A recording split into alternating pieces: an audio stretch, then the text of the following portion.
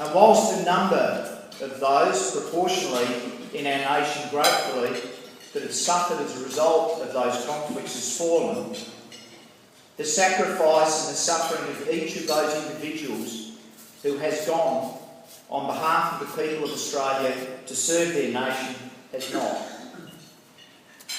Today, we have the great honour of having someone from today's generation who has been and faced the dogs of war in the current conflict that sadly Australia and the free nation are hopefully bringing to an end in Afghanistan. We have a man who served in various conflicts around the world and someone who has been received the decoration for the service that he's provided, the Bronze Star from the people of the US, which is a great honour and a mere recognition of the effort that the man's done. So, ladies and gentlemen, what I'd ask you to do is to join with me in welcoming to the podium Bronson Horan, who served our nation and those of our allies.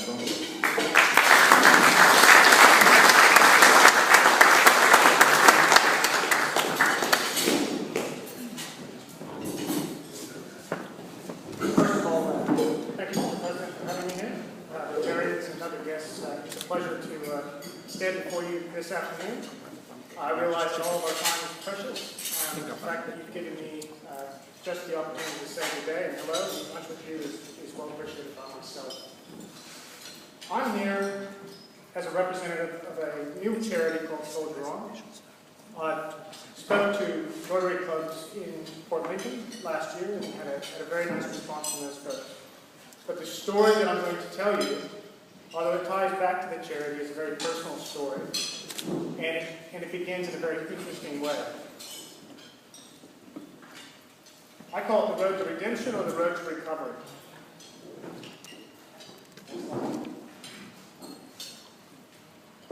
And this is basically what I'm going to talk about. A short history of violence, and because violence has been my trade, and still in some cases remains my trade. It's a trade that began about 20 years ago. Next slide, please. And so I give you this short history to tell you my background, because when I get actually to the good old war story, the impression that makes upon me is basically soul-destroying. So, born and raised in California, entered the Army as a private soldier when I was 19, became an officer when I was 23 in the regular Army, and then went into the Special Forces in the U.S. Army. And a funny thing happened in 2004. I was bouncing around a place called Baghdad, and I guess there was love on the Tigers. I met a beautiful redheaded lady from Adelaide who happened to also be there serving in the Australian Army. And as you do, we struck up a conversation which led to a beautiful 5-course meal at the dining facility, followed by her going back to Townsville and me going back to the U.S. and a lot of money on flights. And finally, the decision was made that I was going to get here in Adelaide, and I was going to apply for a commission in the Australian Army. Luckily for me, I was accepted and received my commission in May of 2007 as a Special Forces officer, immediately assigned to a commando regiment in Sydney. Next slide, please. And that's the beautiful redhead. She is a lovely lady, and I'll talk about her in a little bit more detail as we go on. But you can see that we started off basically here in Baghdad, got married, and then found myself wearing a completely different uniform, having to march a completely different way and salute a completely different way, and also having to change my tone of speech so that the fellows in the unit could understand what I was telling them to do. But I'm an Australian citizen, and I have served in the Australian Army, and I served in active operations in Afghanistan. Next slide. So, I'll walk around a bit. In the U.S., there is the best way to put it, it's an old wives' tale. If there's something you really, really want, you go to the crossroads on a full moon. You dig a small hole and you leave something of extreme value. something that is near and dear to your heart. In 1 month's time, when the full moon comes again, the devil meets you there at the crossroad. And what I wanted from the devil, when I made that deal, was to serve my countries, in combat. There wasn't a thing that young Bronson didn't want to do. Remarkably, my twin brother wanted to do the same thing, so that's why he's still in the army. But the devil gave me what I wanted. But as you know, you have to pay the devil. And so what was my sacrifice to the devil? What was my payment for what I wanted so desperately? Next slide. Next.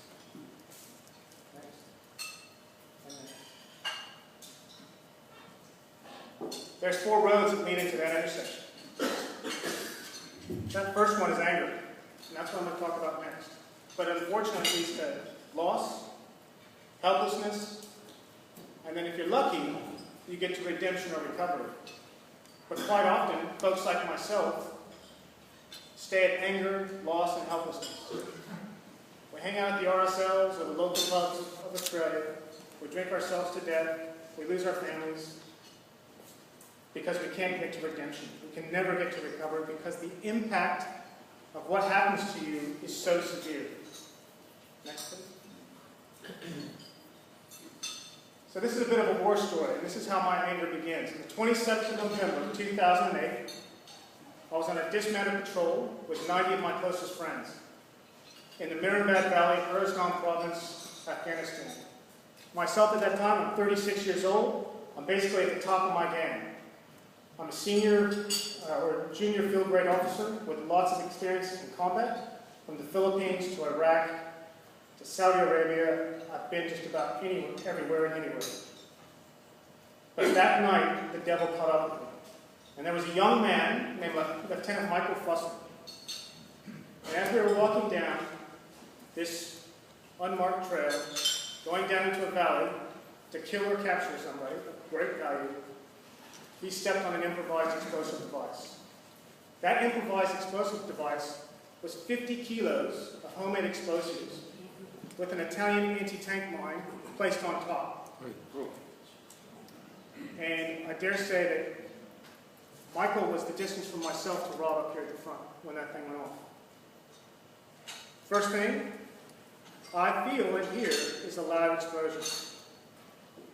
I can actually remember being engulfed in flames. The sensation, the smell of burning gunpowder or cordite, fills my nostrils, and then I hit the ground. Bang. What had happened is I've been thrown basically from here to that wall over there by the explosion. Michael had been thrown twice that distance, but he was immediately killed. I don't want to gross anybody out of their lunch, but it was quite horrific what happened to him. He was immediately killed, and I was stuck, unconscious. I came to briefly, only because of the searing pain in my legs. And that searing pain was because I thought I had lost both my legs. And so the first thing I do is I reach for my tourniquet, which is on my body armor. The next thing I do is I do a gruesome thing, which is I start to pat down my right leg.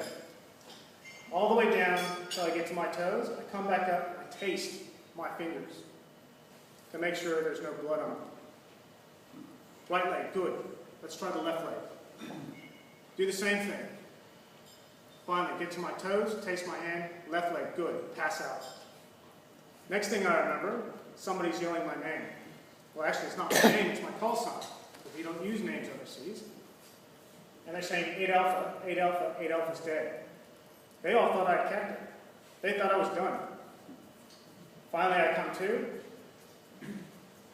I wave my hand up in the air, slightly, and they go, holy, I said some other things besides holy smokes.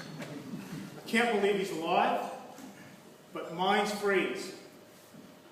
So I've already gone through the trauma of thinking I lost my legs. Now I have the trauma of being stuck in a minefield. So you can only imagine the trauma that goes with that. The mine labs come out, which is this great little device that finds metal. They clear a space around me. The medics come up and they start to give me immediate care. I start to come back to it a little bit. Only enough to remember that all obstacles, minefields in particular, are always overwatched by the enemy. Bad day. We finally get out of the minefield with a gruesome walk of picking up Michael's remains, walking out of a minefield at about 3 o'clock in the morning. I'm wounded. I can barely walk. And we finally get back to the vehicle, which were about 5 k's away. Terrible. I gotta tell you, absolutely terrible. And then we got in a fight with the Taliban for 12 hours, which was terrible again. So I come to anger. Maybe just fast forward, please. All right, here. We had this, but it kind of didn't work today, so what was I angry at? I was angry first at the Taliban, because they put the bomb there. I was angry at the Taliban. I was angry at myself, 36 years old, the second in command of a commando company, and I let the boss and the lead scout walk us into a minefield.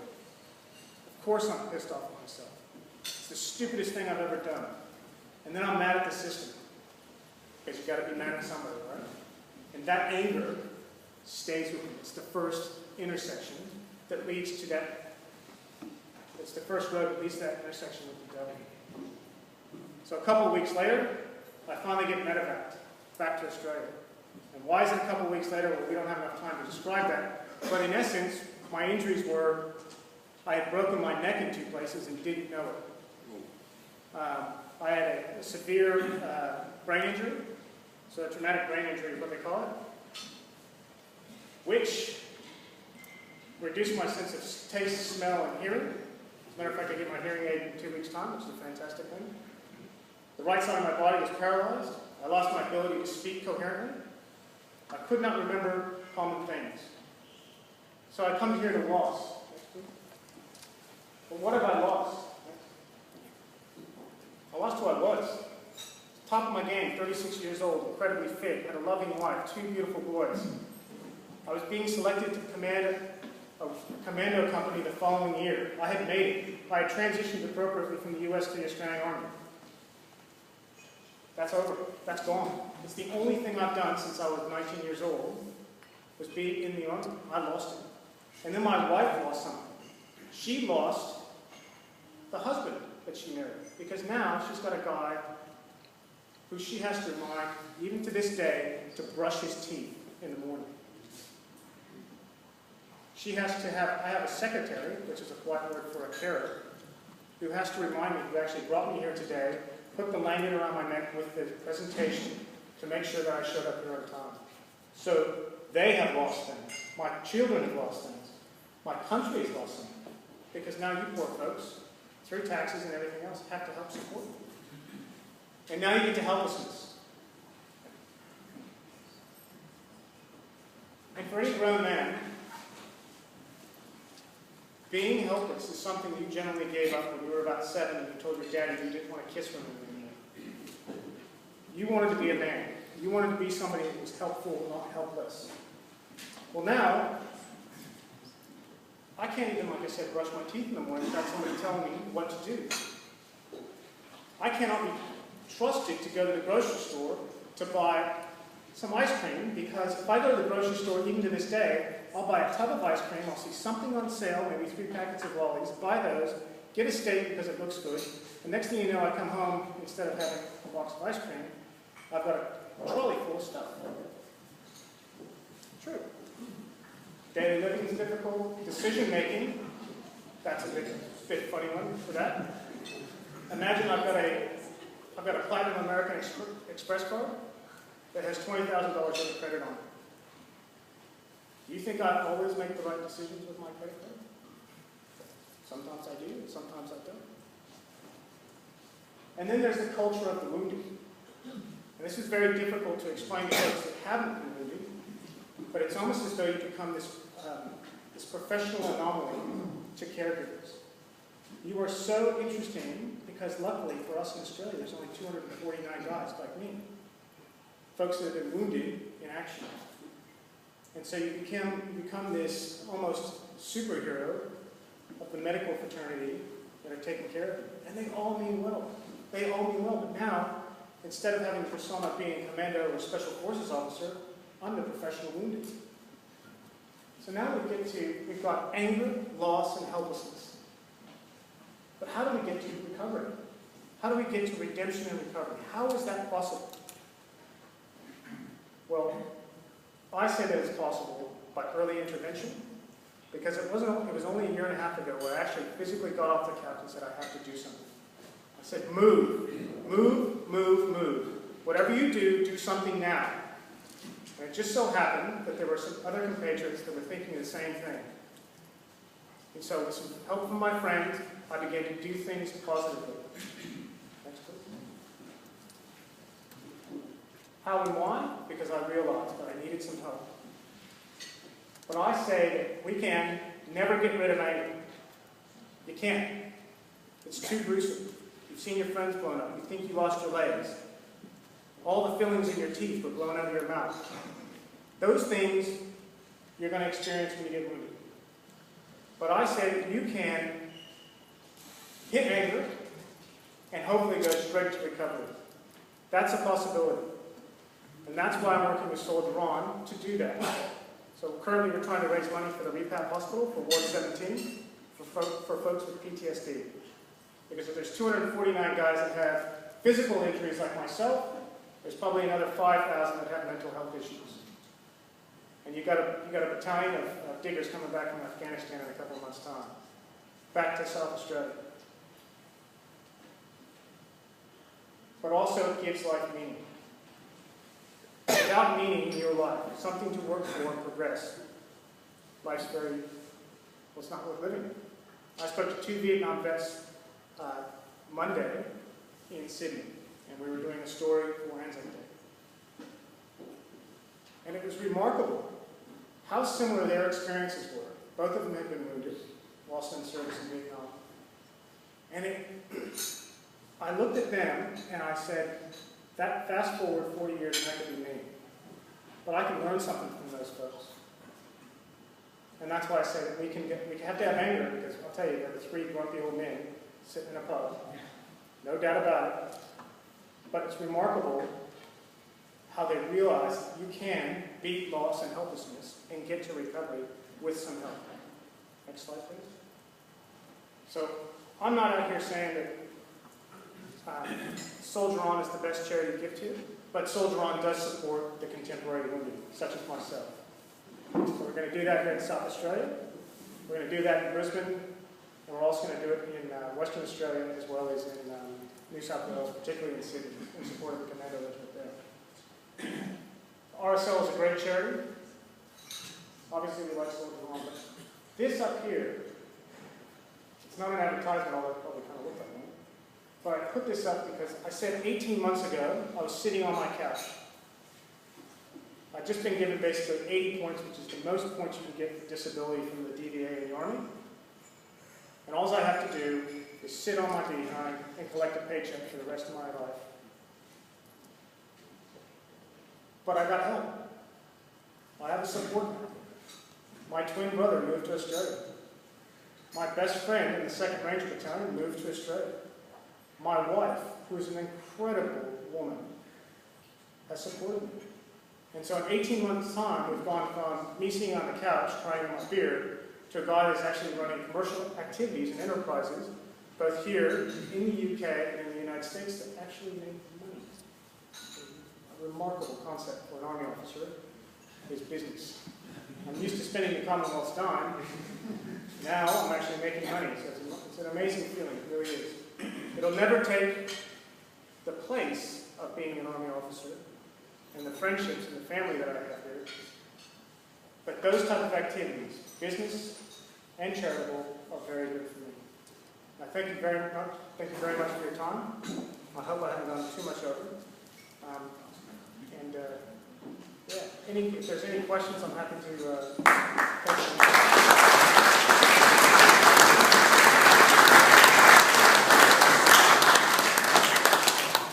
Ladies and gentlemen, are there any questions? We've got time for maybe 1 or 2.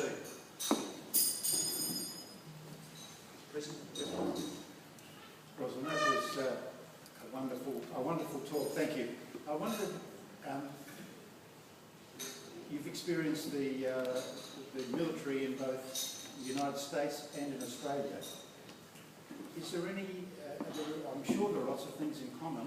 Are there things which stand out as things which are different apart from the manner of marching and saluting? It's a very good question. All Western armies fight the same. They all have the same methodology of warfare, tenets of armed conflict. They all follow those things to a T because most of our activities these days are combined or coalition or joint. But even though you have those methodologies, it's actually the implementation of those is quite different. And so the big question is what did I see as the difference between the Australian Defence Force and the American Defence Force? The one is obviously size. But the Americans, in their ability to have economies of scale, can produce a huge amount of equipment. But they don't have the individual expertise to often use all that equipment.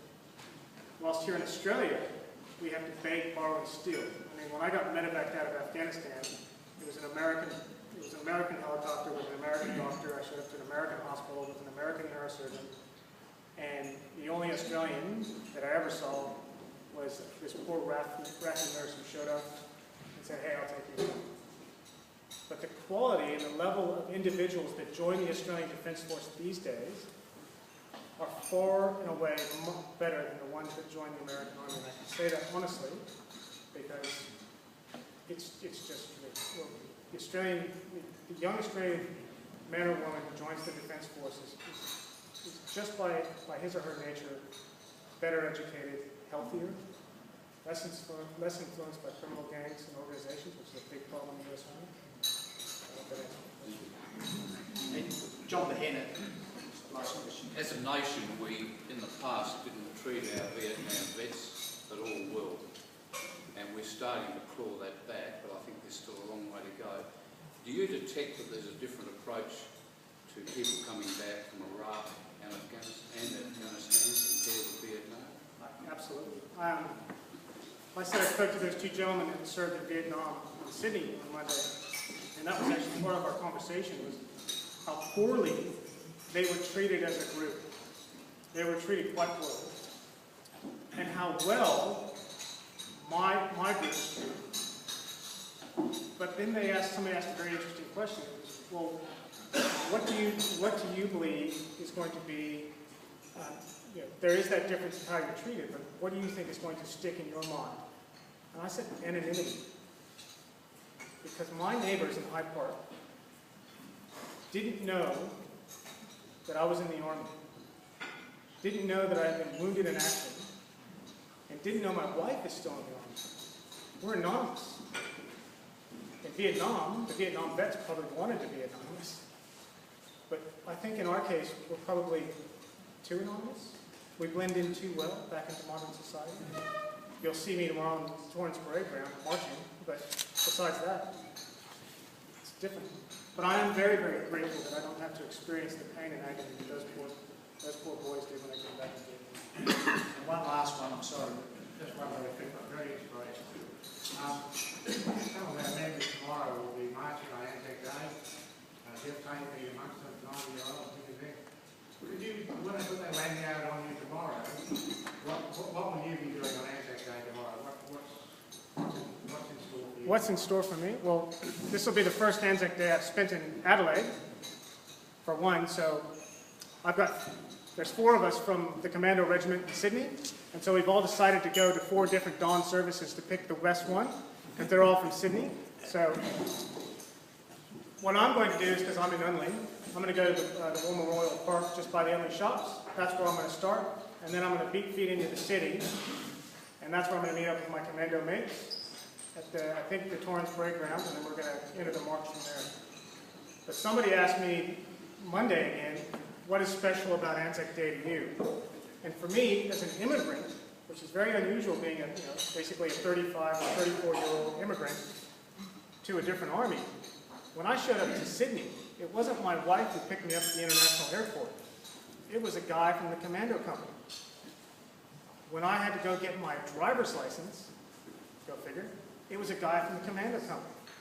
When I went to my citizenship ceremony, it was guys from my commando company that took me. So when I think about Anzac Day, I think about my second family. And unfortunately, a lot of folks from my second family have died or have been horribly wounded in Afghanistan. So it's a bit of grief, but it's also thinking about my new or my second family and how appreciative I am to be here.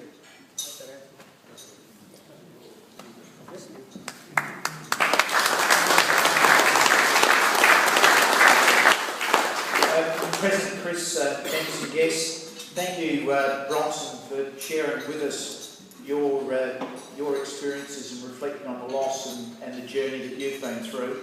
And sadly, so many others are going through or have been through. And I think that it's something which is very sobering when you read that we've lost 39 dead over 10 years in Iraq and Afghanistan due to enemy operations. That 70 of young men or women have committed suicide when they've returned. They continue to suffer, and there is a lot there. Before, Bronson, I present you with a very special gift. Maybe not quite as good as the people of the US did when you received your Bronze Star. But I've got a leave from the President, and what I'd ask is, could everybody rise while I recite the oath, have a quick minute of silence, and then I'll make the presentation.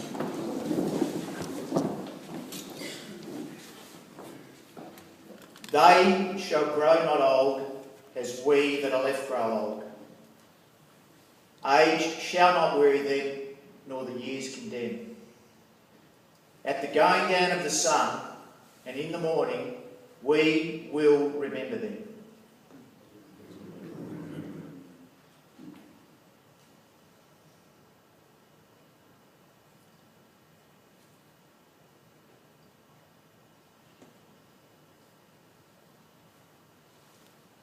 Lest we forget. Lest we forget. If you take your seat, ladies and gentlemen. Bronson, just to make that final presentation, thanks on behalf of all the Rotarians here, thanks on behalf of the people of Australia and the free world, and may I also say the people of Afghanistan and those other nations in which you've served, the role that you've played in freedom. May go forth, have a great day tomorrow, and we really look forward to seeing the further success in our community. It's great to have you as an Aussie, mate.